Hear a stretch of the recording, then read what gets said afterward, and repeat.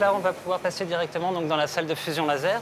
Donc déjà, comme vous pouvez le voir, ça n'a plus rien à voir avec ce qu'on pouvait avoir dans nos anciens locaux. Il y a beaucoup plus de place. Hein. Oui.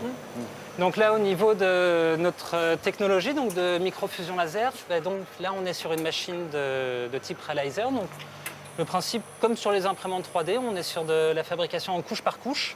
Comme vous pouvez le voir, c'est un faisceau laser qui vient directement fusionner de la poudre métallique.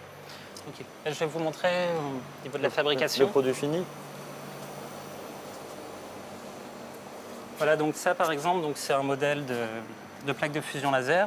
Donc comme vous pouvez le voir, ça c'est directement une fois que la fabrication est finie entièrement.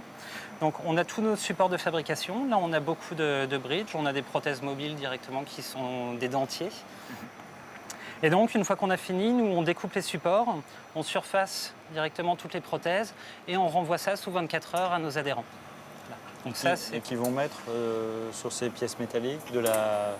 Alors ça va dépendre. Vont mettre Et on peut sortir, donc j'en ai une là par exemple ici, une couronne au complet, donc c'est directement une dent en métal qui sera mise en bouche.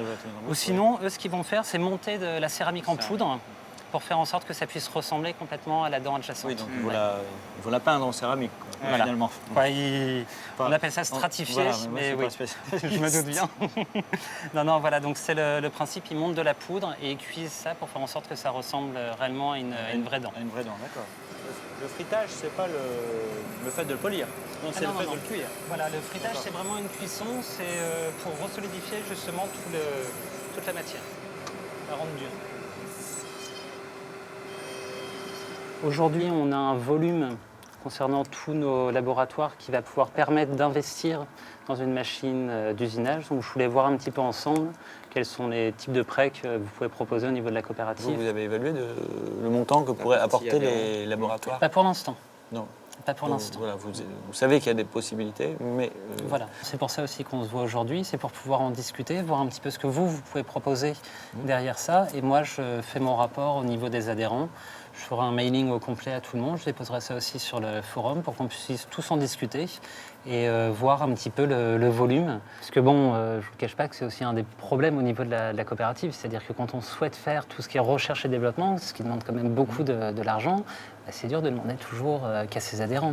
Et j'ai déjà essayé essayé de faire rentrer, on va dire, Business Angel, des choses comme ça, pour injecter justement dans la coopérative par rapport pour vraiment avoir des fonds propres, pour pouvoir développer, pour innover, Et résultat, tous ceux que j'ai vus m'ont dit non. Qu'est-ce que vous faites déjà dans une coopérative? Voilà, ça, premier truc, c'est qu'est-ce que vous faites dans une coopérative, monsieur Bertin? Montez votre structure en parallèle, on injecte tout ce que vous voulez, jusqu'à 1 million. Par contre, non, désolé, dans une coopérative, non. Ça ne les intéresse pas, puisqu'il n'y a pas de plus-value sur la valeur des parts sociales. Donc ça ne les intéresse pas.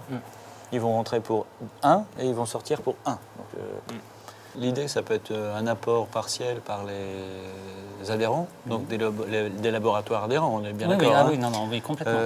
Et puis un complément par un prêt bancaire. Je comprends bien, c'est ça. Est-ce que vous avez évalué la répartition qui pourrait... C'est ce qui m'intéresserait justement avec vous.